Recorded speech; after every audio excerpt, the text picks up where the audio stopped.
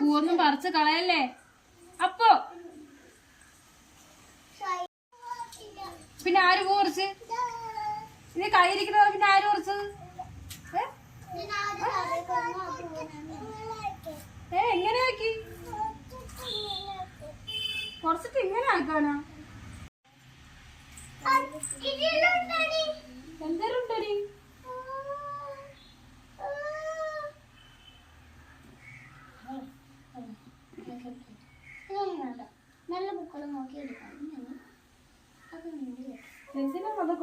ചേച്ചി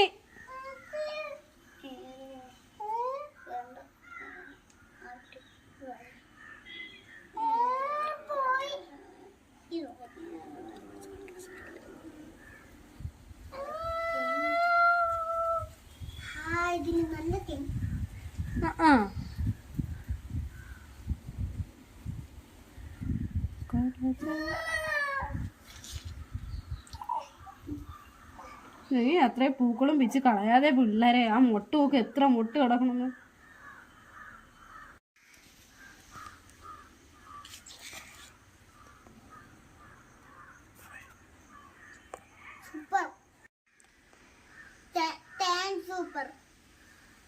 എന്നും പറഞ്ഞോണ്ട് എല്ലാം കൂടെ വലിച്ച് പിച്ചെടുത്ത് കേട്ടാ.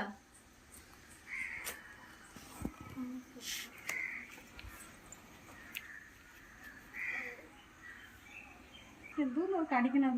അതിന് ഉറുമ്പോ പുഴുവൊക്കെ കാണും.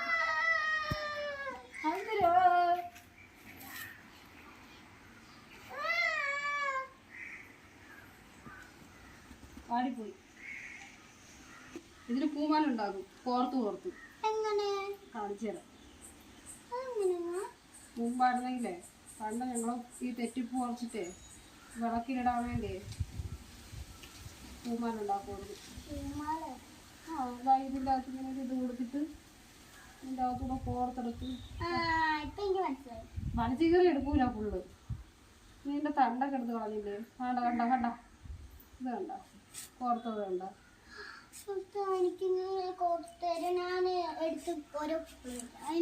അത് പക്ഷെ വാടിപ്പോയി. നീ പറിച്ച് കുറച്ചു നേരം അതിൽ വെച്ചിരുന്നില്ലേ?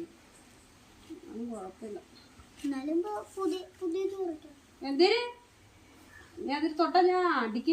ആ ചെടിയിലൊന്ന് നിക്കട്ടെ, അത് ഭംഗിയുണ്ട്. ആ ഭംഗിക്ക് നിക്കട്ടെ. അതില് ഇത് പൂക്കൾ നിക്കുമ്പോഴത്തേക്കേ ഇത് കണ്ടോ?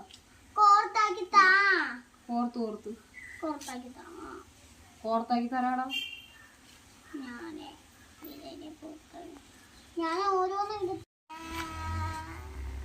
അടി ഉണ്ടാക്കാതെ നോക്ക്. അപ്പു അമ്മയുടെ കയ്യില് നോക്കിയ, അമ്മയുടെ കൈ നോക്ക്.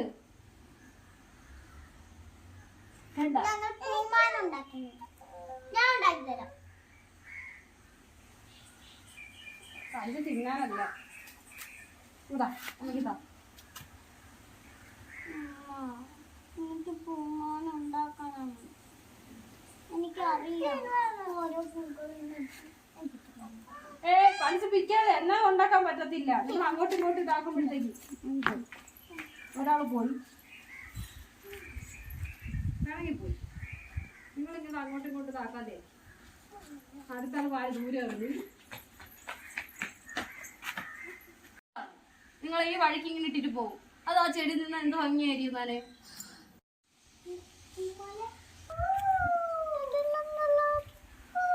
ഇതിലെന്തരുണ്ട്? അതെ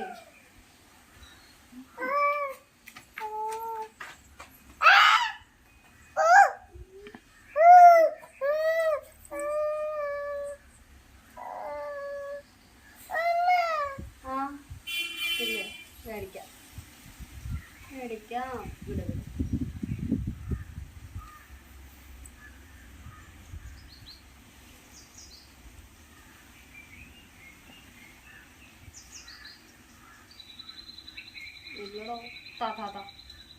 അത് പോയി.